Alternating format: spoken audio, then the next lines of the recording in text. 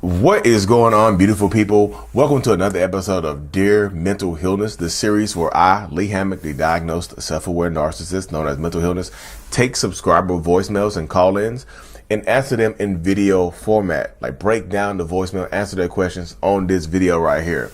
Today's episode, we have a lady that calls in, asking how to co-parent and deal with a narcissistic person that asked her to get rid of the baby, y'all. And she thinks that he got her pregnant on purpose to upset his ex. Whew. Stay tuned. I'm going to play the voicemail, then I'll break it down later, y'all. Stay tuned. Thank you.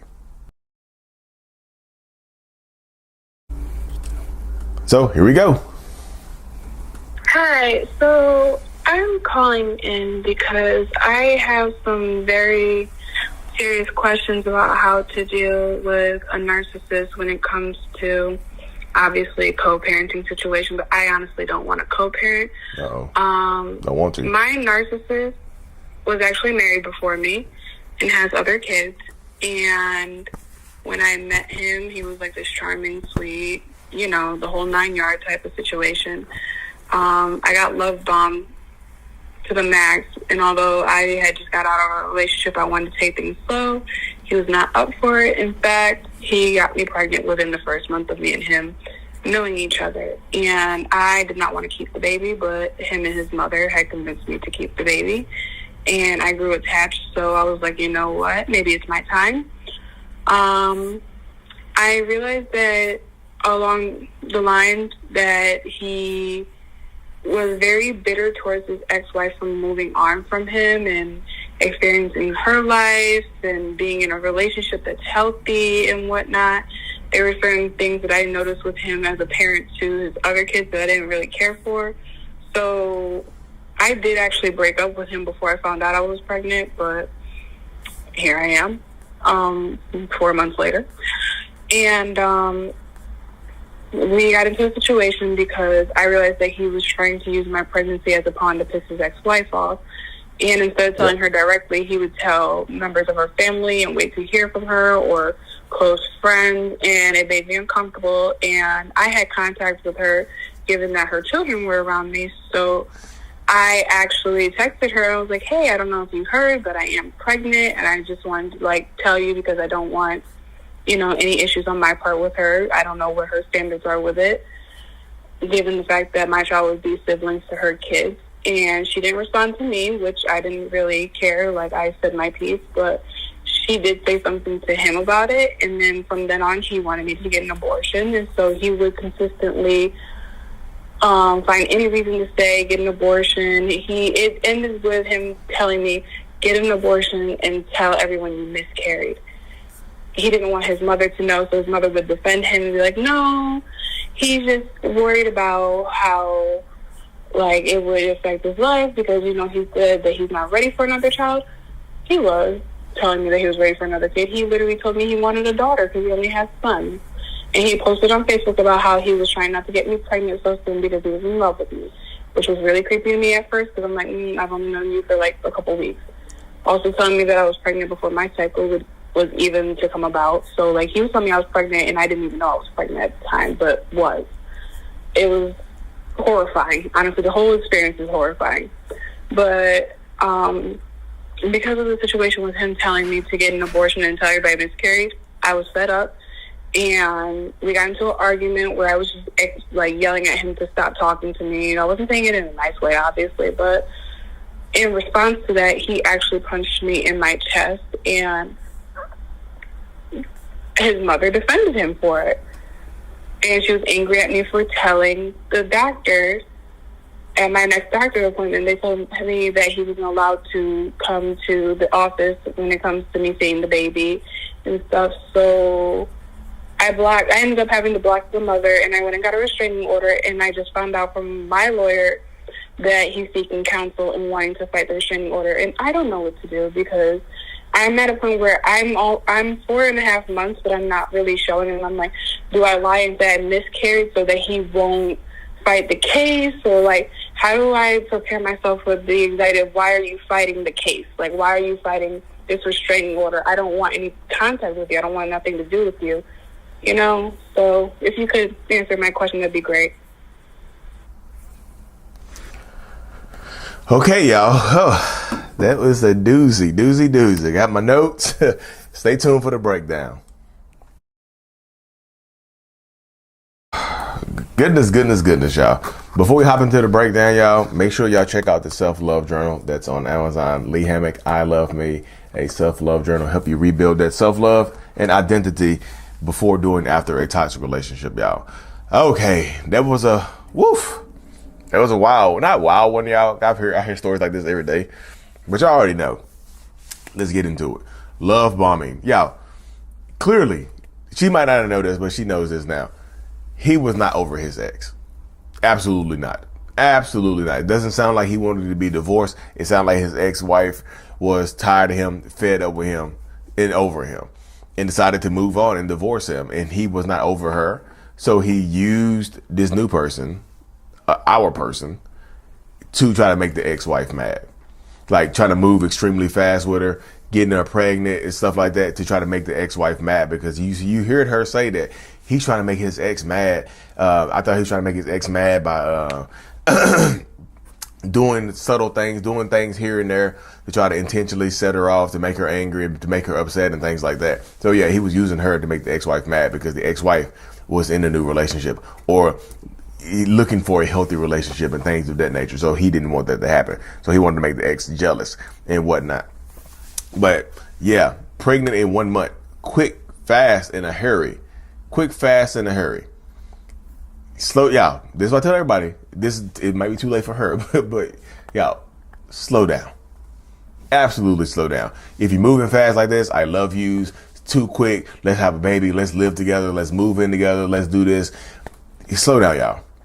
If it feels like a Disney movie, Disney movies typically have Disney movies take a turn for the worst. If it feels like, this is Disney movie, open your eyes and see. You know what I mean? But also the mom, y'all, his mom. Parents are not always enablers of their toxic narcissistic children, but sometimes they are. Absolutely, sometimes they are. This mom's like, oh yeah, listen, have a baby. Don't get rid of it. Have a baby by him. Just get ready. We gonna be a family. Blah blah blah. Boo boo boo boo boo boo. Toxic narcissistic parents can be the biggest of enablers. It sounds like she was enabling in some ways, super enabling in some ways, and not enabling in others. Because when she told him to get an abortion, he told her to get an abortion and say that she had a miscarriage, so the mom wouldn't find out, so he didn't want to hurt his mom's feelings. So the mom might not have been that much of an enabler then, but Jesus, it got worse later on. Y'all know that, But she also said he's bitter towards his ex-wife. Like he's bitter towards his ex-wife. He treats his kids a certain type of way and things like that. You know what I'm saying? The greatest predictor of future behavior is past behavior or current behavior. Like you see how he's treating his ex-wife now, like using you to treat his ex-wife, using you to treat his ex-partner. In these situations right here, you see what I'm saying? Are you immune to that? Because it sounds like he can probably try to do the same type of stuff to you. Honestly, just being realistic, to look forward, like things to look forward to, not in a good way, but things to prepare for. He's probably gonna try to treat you the same way he treats his ex-wife, or he's probably gonna be angrier at you. He's probably gonna be angrier at her because he feels like she is gonna keep him from getting his ex-wife back. Because the fact that she said she reached out to the ex-wife and told the ex-wife that she was pregnant by him and stuff like that, and the ex-wife didn't respond, instead told him. That's saying a lot right there, y'all. That is saying quite a bit right there, just in that circumstance, in that situation.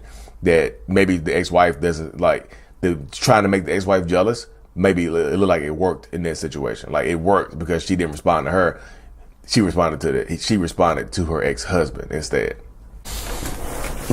Yeah, it definitely looked like it worked because the ex-wife reached out to the ex-husband instead of reaching out, just responding to her. So that worked. That's why all of a sudden he switched his tune. Don't get an abortion. Don't have the baby. Get an abortion and tell people you had a miscarriage. Because it sounded like he had some hope right there that him and his ex were going to get back together.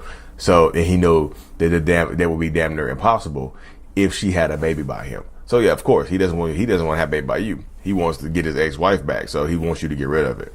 And the fact that he punched you is also indicative that he's trying to harm. I don't think this ends right now. I know you haven't had the baby yet. I don't think this ends right now with him leaving you alone, because he knows that he wants access to you.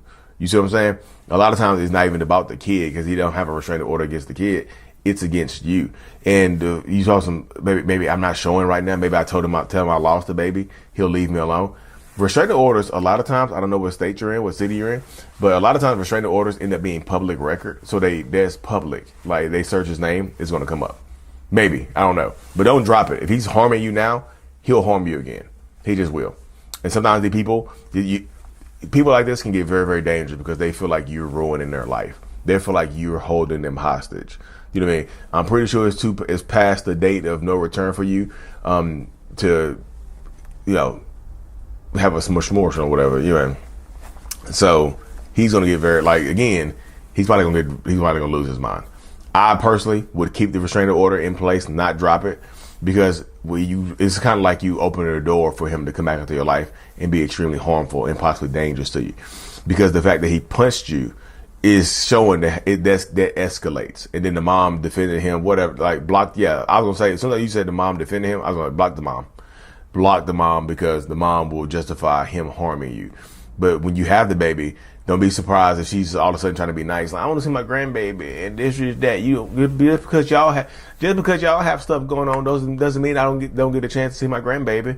He was just angry. He didn't want more kids, so he punched you. What? Come on now, y'all.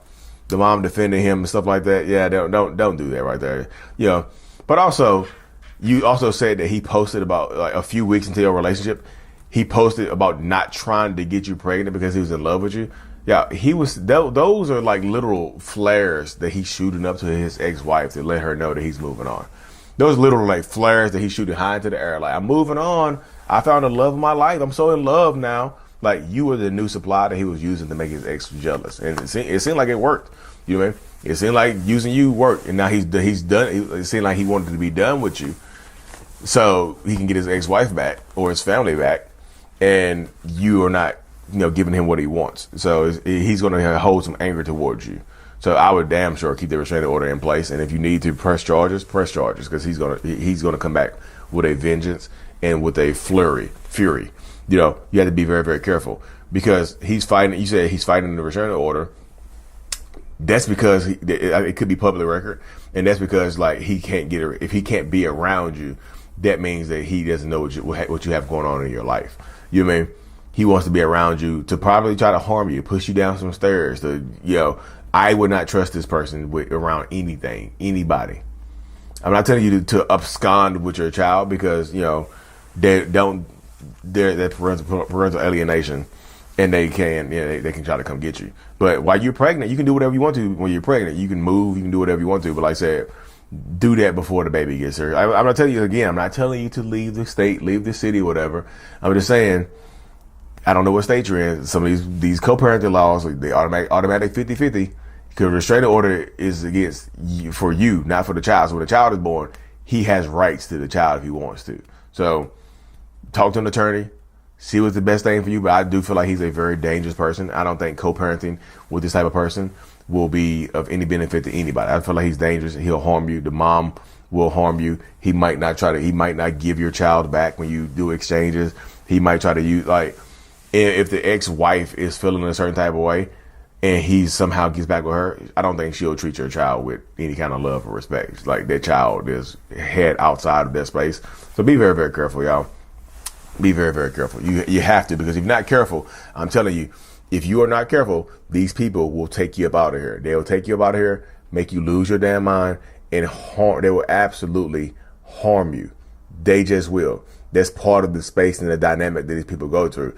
So I would keep the restraining order in place just to protect your peace, because if you don't, that's when they come get you, y'all. Anyway, y'all, let me wrap this thing up. Thank you for calling in, leaving that voicemail. If y'all want to leave a voicemail, the number is 855 HEALNESS, HEALNES. That's 855 432 5637. 855 432 5637. Healness. Leave a voicemail. ask a couple of questions or whatever. They can be up to 5 minutes long, y'all. But thank y'all so much for tuning in. Like and subscribe for more if you already haven't. Until this is out. Peace. Thank you so much for making it to the end of my video. You are a mental illness rock star, and I appreciate you for being here. If you haven't already, make sure to click on the screen to subscribe to the channel and watch another one of my videos in my playlist. There's also a link available up here for you to purchase my kids' book, Remember It's Not Your Fault, on Amazon. So check that out. Thank you. I will see you in the next video. Peace.